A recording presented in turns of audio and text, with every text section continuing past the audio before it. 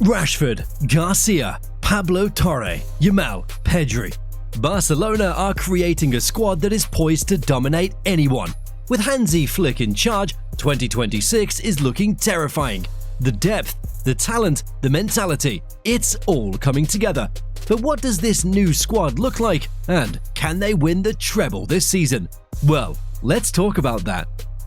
Under Hansi Flick, Barcelona didn't just win, they dominated. They lifted the league title, won the Copa del Rey, and added the Spanish Super Cup to the cabinet. 3 trophies in one season. That alone is impressive, but it's the way they did it that stands out. This wasn't about scraping through matches or relying on individual brilliance. This was a team with structure, intensity, and purpose. Flick's philosophy was clear from the first game: high pressing, quick transitions, and total control. They lost a few matches in the league, yes, but those were minor setbacks in what was an overwhelming season. Most games didn't even feel competitive. Barcelona was just levels above. And when it came to big games, they made statements. The confidence, the tactical balance, and the squad depth all came together to overwhelm opponents. This wasn't the kind of football we saw under Xavi. Xavi brought stability and won the league, but there were times when Barca looked hesitant or flat. Under Flick, they look fearless, even when they're behind. Look at the Benfica game. Down to 10 men, a goal down, and they still found a way to win. Not through luck, but through structure and composure. This is a team that's built to respond, not collapse. The only blemish on their season? The Champions League. They went out to a team that didn't even score a goal in the final. That stings. But Flick isn't backing down. He's coming for every trophy next season, including the one that slipped away. And if that wasn't enough, what's really frightening is the squad he's putting together to win it all. Let's start with the goalkeeper position, because that's where the changes are getting serious. But before we talk about that, please hit the subscribe button, as that would help us grow. Thank you.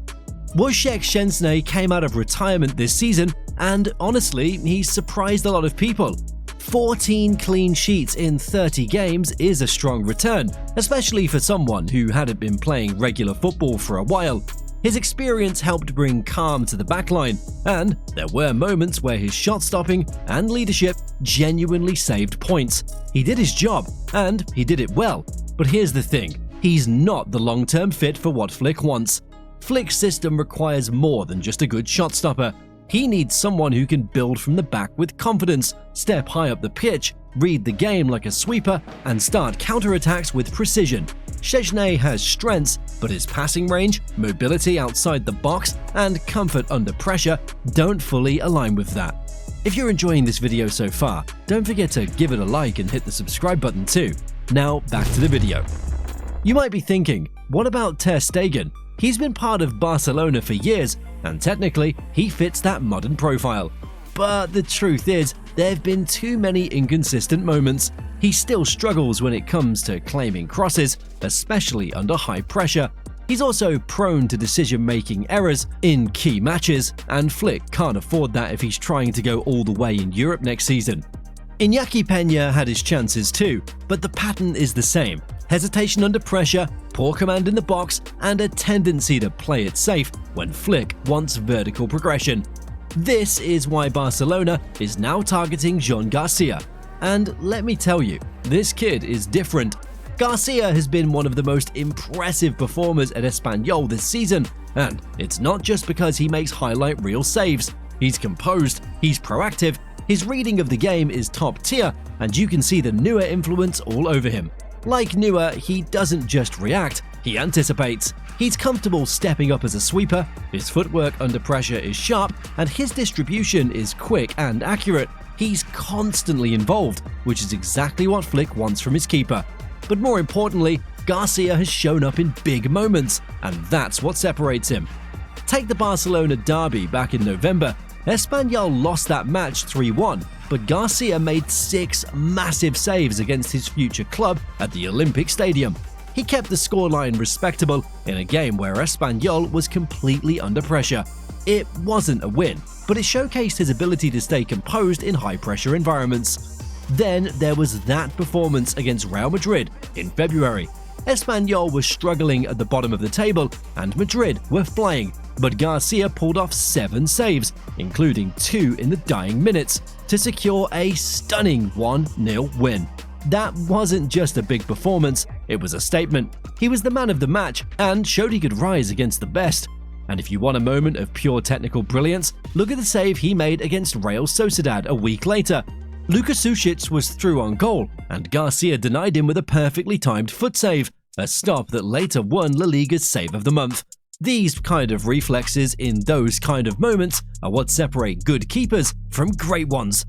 This is a keeper who's been tested over and over in one of the toughest defensive situations in the league, and he's passed every single time. Bringing him to Barcelona isn't about development, it's about upgrading the entire system.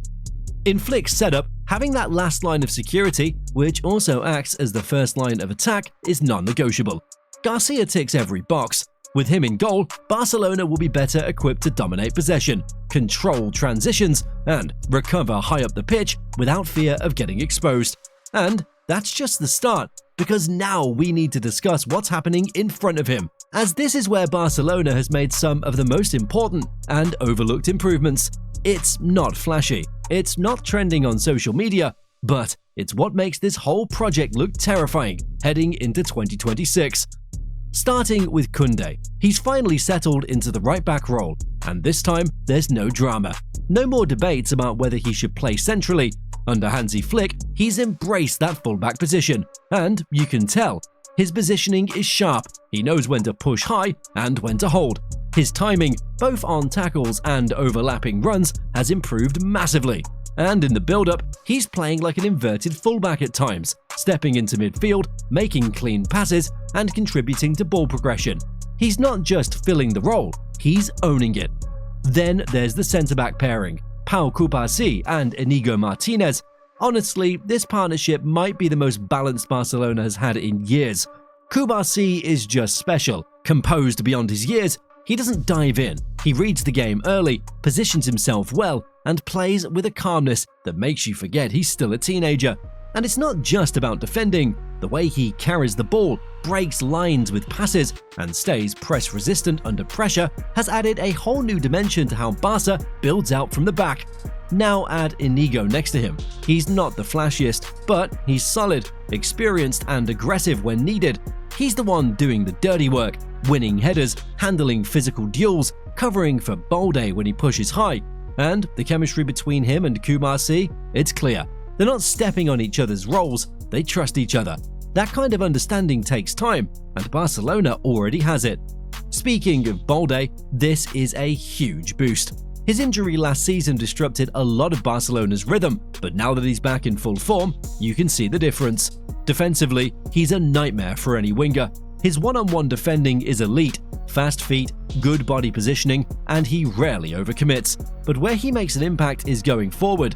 His overlapping runs create space for the left winger, and when he gets into the final third, he knows how to pick a pass. It's like having an extra winger who can defend. And then you look at the bench depth. It's no longer a weakness, it's scary. Ronald Araujo might not be starting every game, but as a backup right centre-back, or even in certain 3-at-the-back setups, he's a wall. His athleticism, recovery speed, and physical presence mean that Barcelona can play a high line without worrying about getting exposed in transition. Then there's Eric Garcia. He's not just hanging around, he was clutch this season. He stepped in during injuries and delivered. He even scored crucial goals in comeback wins. More importantly, he looked far more confident and assured than in previous seasons.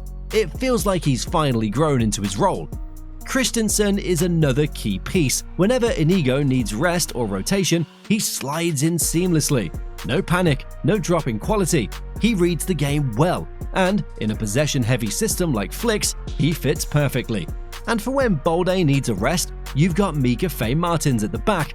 He's not just filling in, he's holding his own. Defensively solid, disciplined, and doesn't try to do too much. He gives balance without disrupting the structure. The big difference this season, Flick won't be relying on 1 or 2 defenders to hold everything together, as he would have all of them fit from the beginning. He has a system, he has rotations, and he has options. all of them capable, all of them contributing. If you haven't already subscribed to our channel, what are you waiting for? Smash that subscribe button now. Now that the backline is sorted, the real excitement begins in midfield, where the engine of this Barcelona project is being rebuilt from the ground up. If there's one part of Barcelona's squad that's closest to complete, it's the midfield. This group is loaded with quality, depth and flexibility. It's the heart of the team, and under Flick, it's starting to play like a real engine room. Starting with the main six: Frenkie de Jong, Marc Casado, Pedri, Gavi, Dani Olmo, and Fermin Lopez. That's a blend of control, chaos, and creativity that most teams in Europe would kill for. Frenkie de Jong remains the key to controlling the rhythm. He's no longer wandering all over the pitch. Under Flick, he's more focused, more vertical, and more disciplined in the build-up. When he's fit, he gives Barcelona the ability to escape pressure and transition with clarity.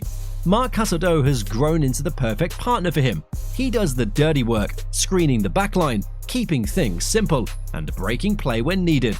Casado isn't flashy, but he's trusted because he understands space, timing, and responsibility. Flick has leaned on him in tight matches, and he hasn't disappointed. Then you've got the creative spark, Pedri and Gavi. Pedri's intelligence on the ball is unmatched, scanning, connecting, and unlocking space. Gavi brings intensity and bite. He presses, tackles, and gets under the skin of opponents, but he's also got the feet and timing to arrive late in the box or slip a pass through a tight line.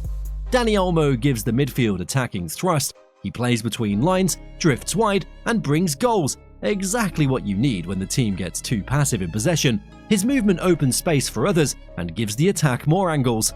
Fermin Lopez is different. He doesn't just keep things ticking, he drives the team forward. Direct, unpredictable, and aggressive. He's not yet refined in every phase, but he changes tempo the moment he steps on the pitch. And the next generation is already knocking. Pablo Torre is being eyed for a central attacking role. He's sharp in tight spaces and sees passes others don't. With time, he could be the answer when Barcelona wants to unlock deep, compact defenses. Marc Bernal is another solid addition, young but composed and comfortable operating as a pivot when Casado or de Jong need a rest. But for all the quality in the midfield, there's still one piece missing: a true physical presence who can protect leads and dominate duels. That's where Thomas Partey comes in as a smart, low-cost option Barcelona could go for.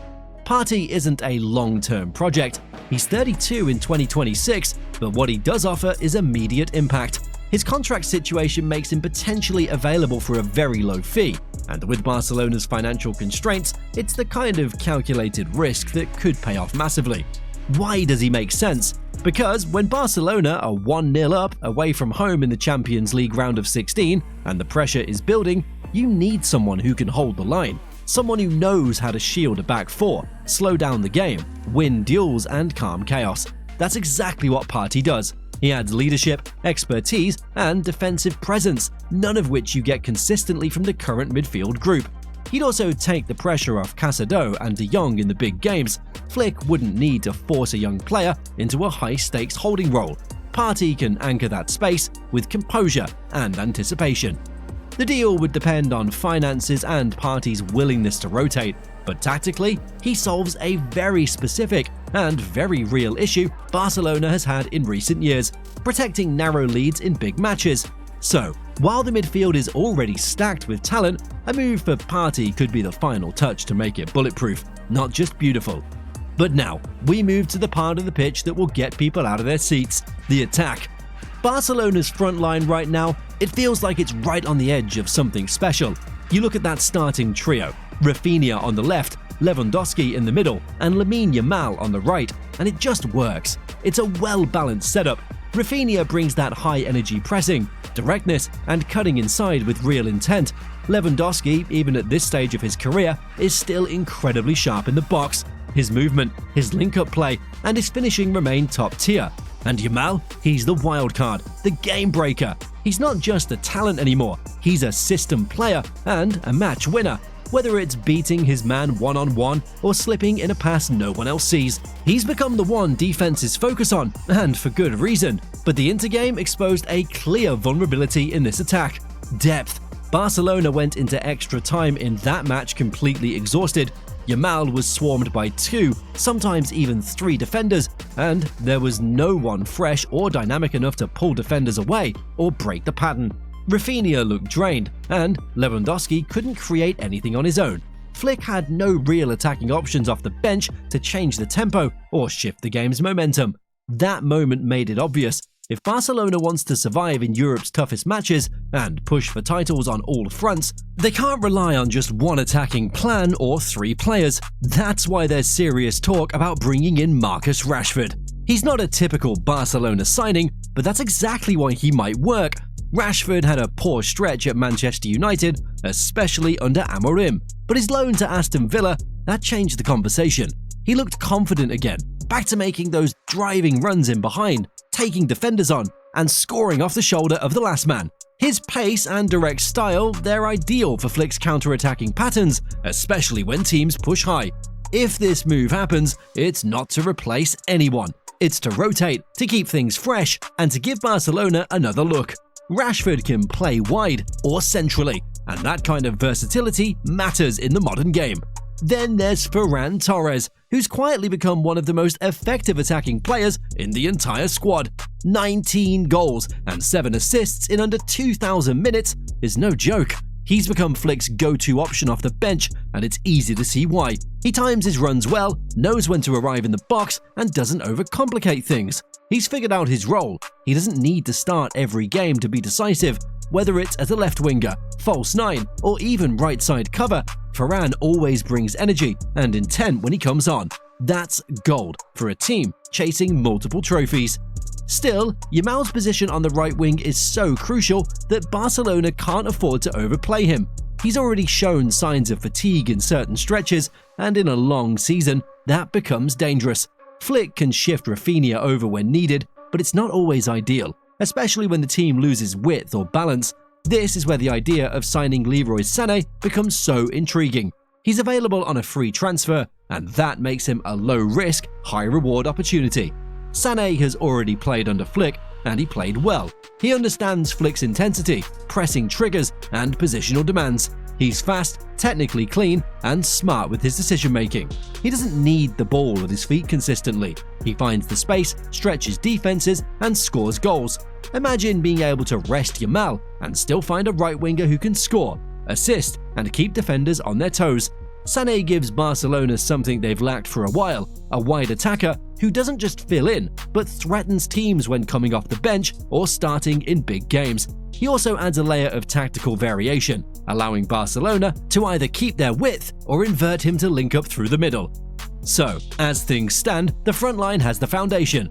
But what Barcelona is working toward is not just having a good starting 3, it's about building an attacking unit that can rotate, adapt, and maintain quality at all times.